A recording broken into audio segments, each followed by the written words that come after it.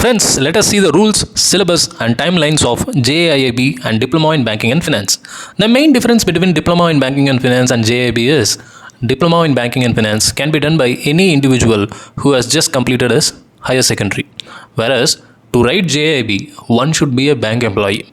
JAIIB is written by employees of nationalized banks, private banks, NBFCs, regional rural banks, RBI, NABARD, SIDBI, payment banks and small finance banks, etc.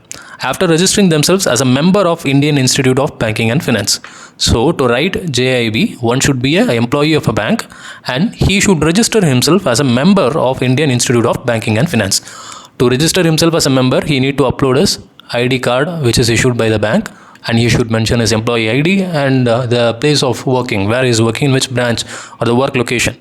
Both Diploma in Banking and Finance and JAIIB, we used to have the same syllabus. 4 papers, each of 100 marks, so in total 400 marks. Indian Banks Association has approved Diploma in Banking and Finance conducted by IIBF as a desirable qualification along with other prescribed entry-level qualification for recruitment in banks. When I train banking aspirants for interviews, I always ask them to equip themselves with Diploma in Banking and Finance so that the chance of them getting selected as a banker will improve. Because the biggest question which many aspirants struggle to answer is the career gap. After graduation, they would have spent around 4 to 5 years in preparing for a government exam.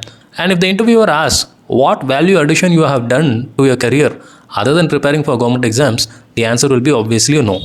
Hence, bankers, please do write JAIIB after joining a bank. And banking aspirants, even before joining a bank, you can write Diploma in Banking and Finance and convert the same certificate as JAIIB certificate once you join a bank.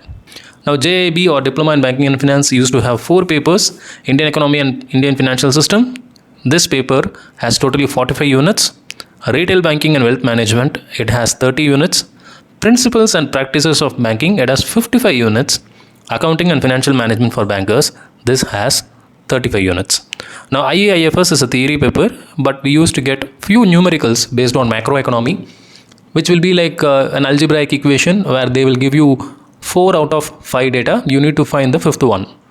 They will ask you to find the value of M3, whereas they will give you the value of currency M1, M0 and M2. And retail banking revolves around day-to-day operations of your banking routine. Even without studying too much, if you are experienced banker having 1 or 1.5 years in banking, you can easily clear the retail banking and wealth management paper because questions will be in and around the daily happenings of your day-to-day banking. Principles and Practices of Banking is a very theoretical paper, and if you take the book, it goes around 700 to 800 pages.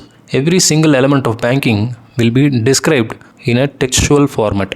Accounting and Financial Management for Bankers is a numerical paper which will raise your scores to a whole new level.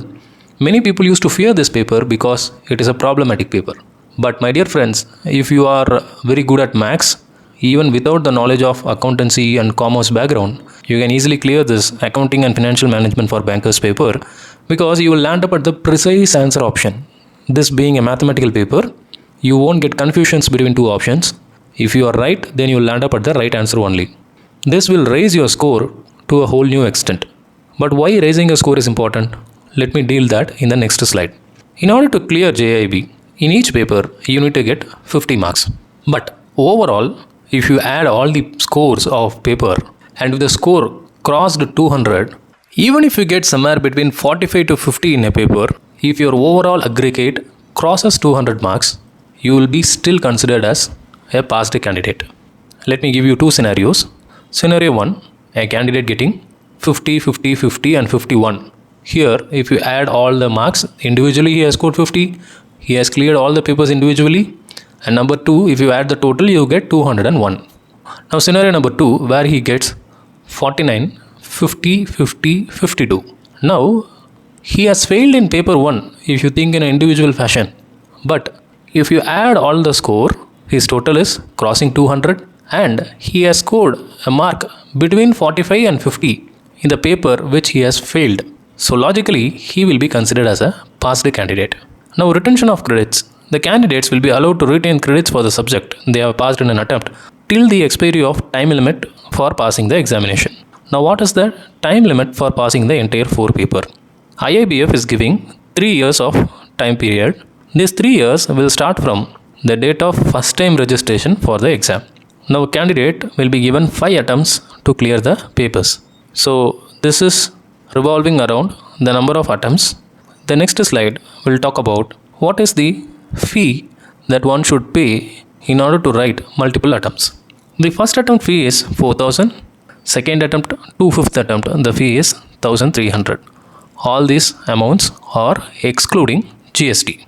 Now, Diploma in Banking and Finance candidates can use the same fee structure, whereas those candidates who are writing JAIIB, they need to become the member of Indian Institute of Banking and Finance first. To become lifetime member of IIBF, one should pay 1,500 plus GST. So, on an overall fashion, the total expense for a candidate for registering and for paying the first attempt fee, it is 1,500 plus 4,000 plus respective GST. The GST value is 18%. So overall, the entire amount will come around 6,000 to 7,000 rupees. Now the total number of questions per paper will be 100, and we are clearing this 100 questions in 2 hours. Initially, when the new syllabus was brought in, IIBF introduced negative marking. But later, associations and employee unions protested against this. They said the syllabus itself is new and our students cannot take negative marking. So, withdraw the negative marking was the request placed by them. IIBF heard all the comments and feedbacks. Then they later changed. JAIIB will be a no negative marking exam. 100 questions need to be cleared in 120 minutes. Now, earlier, when the older syllabus was in practice, each question will be given 1 mark. But now, the weightage for questions are changed depending upon the difficulty level of the question. The easiest question will carry half mark, the toughest question will carry 2 marks. Totally, 50 half mark questions amounting to 25 marks, 25 1 mark question amounting to 25 marks, 25 2 mark questions amounting to 50 marks. In total, 100 marks will be calculated in the above fashion. So this is how JAIIB question paper will be formed. Now, with respect to the release timeline of the courses, Paper 1, Indian Economy and Indian Financial Services, which has 4 modules and 45 chapters, is released on April 14, 2024. On 14th of every month, we will see a release of each paper. Now, this paper-wise release will carry a less burden on your pockets, because even if somebody buys all the 4 papers together for some 10,000 or 12,000, the candidate gets hardly time to read 1 paper only at a time. For this reason only, we are releasing the courses in a paper-wise fashion, and this particular course package is aimed for candidates who are writing JAIIB in October-November season of 2024. So candidates who are appearing for April-May 2024, this course package won't be that beneficial for you. So this video would have given you the introduction of how the question paper format and the fees to be paid for each exam. Let's meet in the next video.